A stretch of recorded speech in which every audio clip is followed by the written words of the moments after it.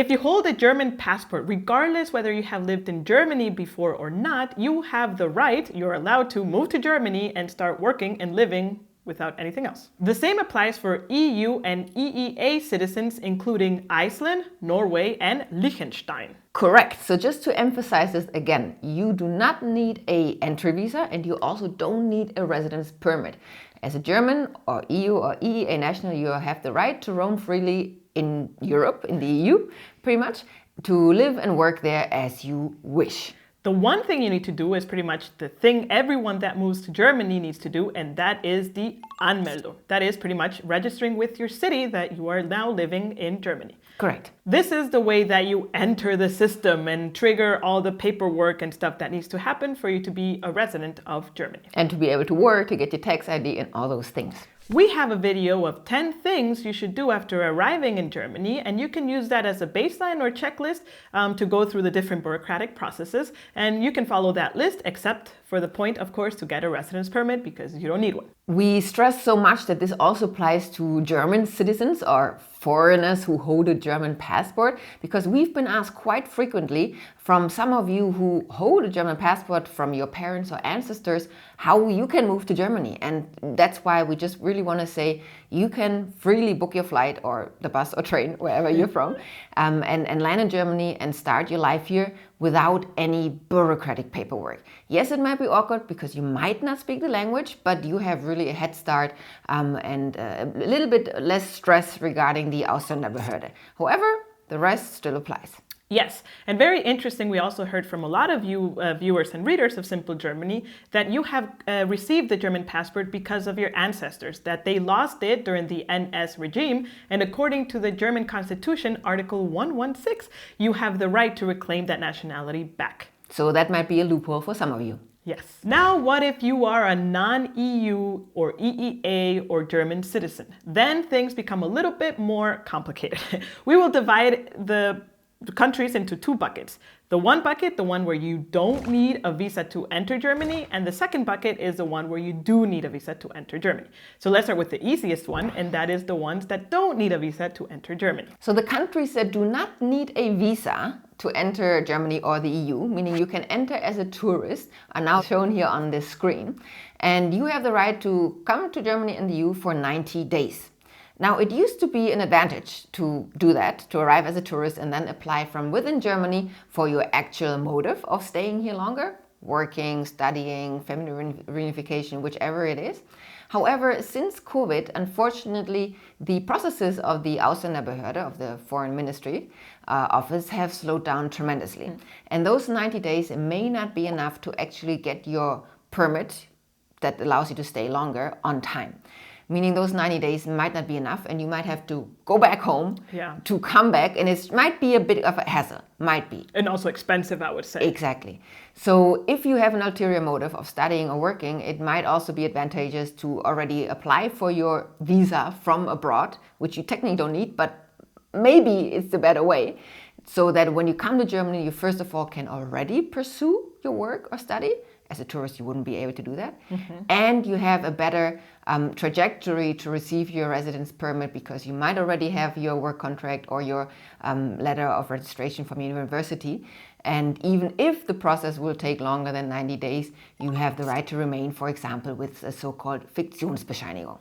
So the moral of the story is that getting the residence permit also takes its sweet time, and that is because of bureaucratic processes, unfortunately, that are slow at the moment. So your best bet is to make the appointment as soon as possible. Now, there are other countries that don't require an entry visa, but for the sole purpose of studying. Those countries are shown on the screen right now. Correct. So the same applies. You are allowed to enter Germany or the EU without a visa, so as a tourist for 90 days. Now, the same caveat, of course, applies with those 90 days entering as a tourist, whether there will be enough time or not to get your residence permit for studying. We would say, since we are not immigration lawyers and we can't really advise you, that you should ask your university, if you are from one of these countries, what they would advise, what their experience is, whether you should apply for a study visa from abroad or can enter as a tourist and then apply for your residence permit for studying from within Germany.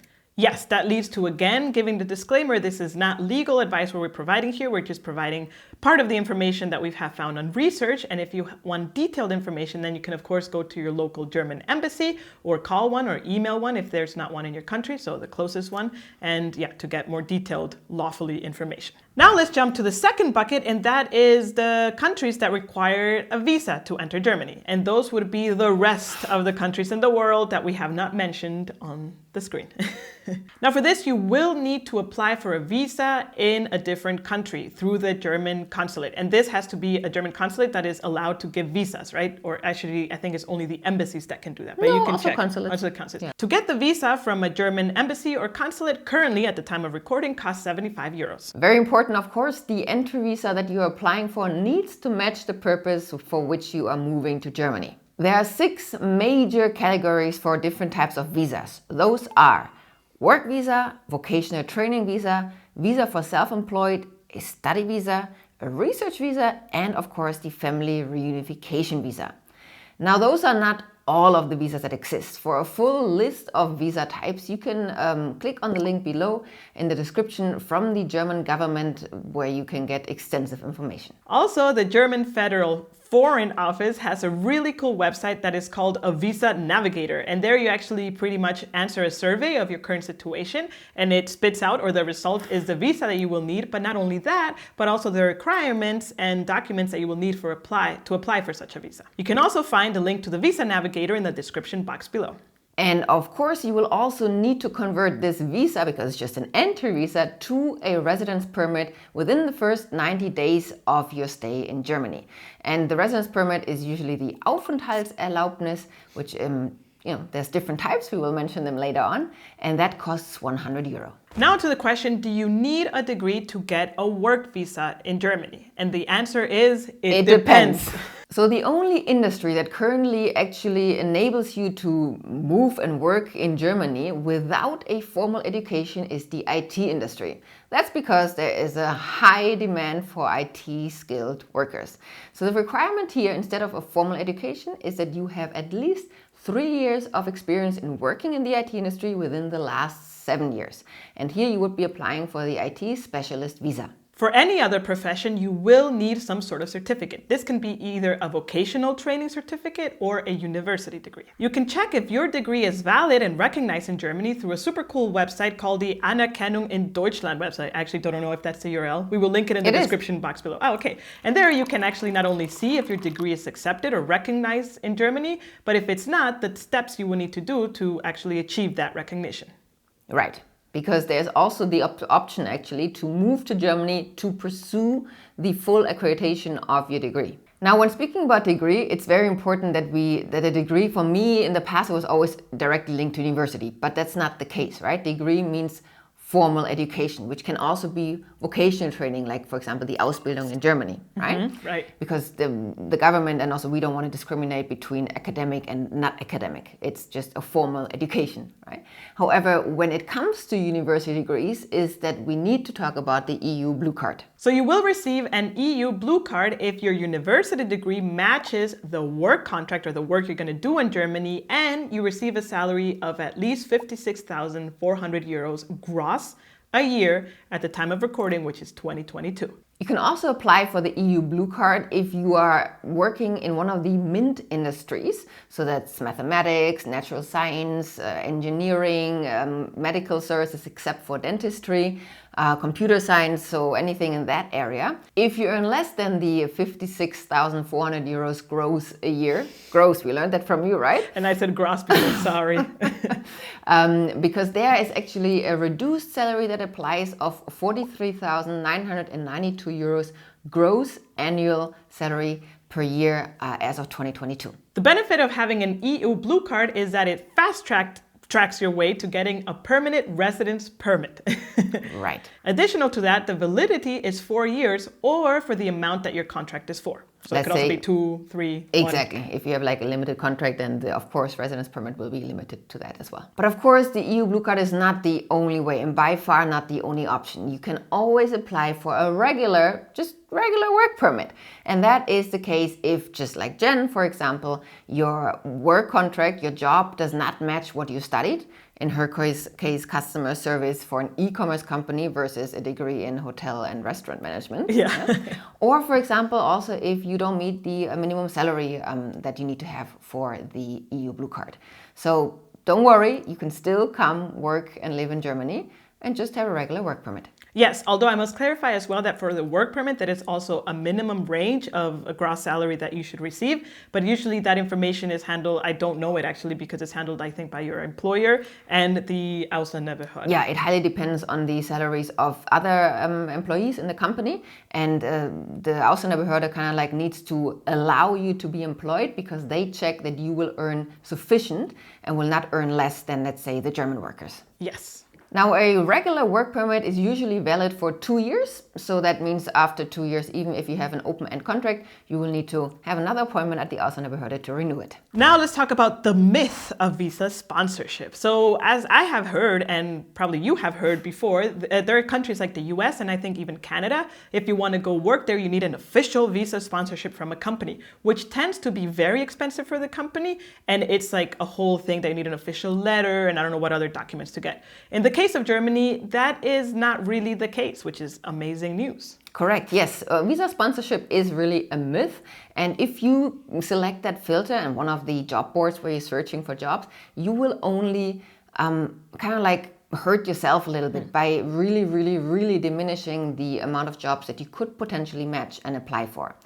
Now, to work and live in Germany, the only thing that you need is a work contract. That's it. Whether the company will sponsor your visa or not is not really important because there is not much to sponsor.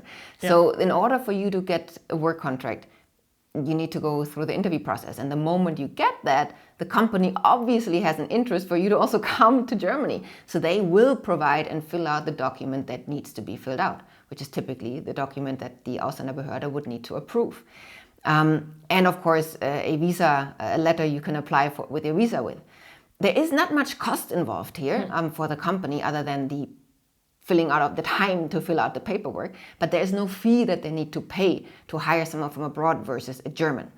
So the only thing you need is a work contract. That is it. Yes, and as we talked, then let's say you need a visa that's 75 euros, then you apply for the residence permit is 100 euros. And mind you, you also need translations, right? Most likely, but it doesn't come up to something super expensive to be able to apply for that and receive that visa. By super expensive, I would say I didn't pay more than 1,000 euros to be able to move here. Now, also another thing to point out is that if you do find a company that sponsors or like they claim that they do visa sponsorship, most likely they're also referring for relocation packages. And that's like another thing. That's like a perk that some companies provide. And let's say if you move to Germany, then here's X amount of euros that you can spend for moving, for your flight, for finding an apartment the first 3 months and whatnot. Or here's our external agency that will guide you through the process and just has a little bit more experience, which of course is nice, but it's not a must to have if that is, for example, a limitation in the job circle that you find for your actual move. Yes, so Jörg, which is actually a lawyer from Find a Job in Germany, has a whole video that he dives deep into this visa sponsorship myth, and we will link that also in the description box below if you are more curious about this and want to check it out. Other ways that people move to Germany to work is not by finding a new job in Germany. Then how do they do that? They actually get, we discovered this recently, a so-called ICT, which is an intercompany transfer, which pretty much means, as the name says it, that you're just transferring your position from the country that you're in to Germany. And a lot of the times these visa holders, they still have the health insurance from back home. They pay taxes back home, and they are really the word expat in their fullest sense, I would say. Truest sense. In the truest sense. Correct. Now, this is a way, of course, to transfer within your company, but we also know of some of you who transferred within the company without the ACT card, but really fully entered the German system. So there's pretty much, I would say, the company decides which road you go in terms of bureaucratic steps. Yeah. And usually in ICT is also, let's say, a limited amount of time that you will get transferred and then kind of like expected to come back. But that is, of course, a topic of its own for your specific company. We just would like to mention, before you search for a new job, try to speak to your company if they have some sort of subsidiary in Germany or offer remote work or whatsoever, to maybe seek that option as well. We hope this information will help you settle into life in Germany more smoothly. If you're curious to find out if you can work in Germany without speaking German, then make sure to check out our video here on the left. Until next time, cheers! So there are certain countries that have this visa. Visa. So if one of, if Also, the German foreign Federal Foreign Office. federal. So you will receive a EU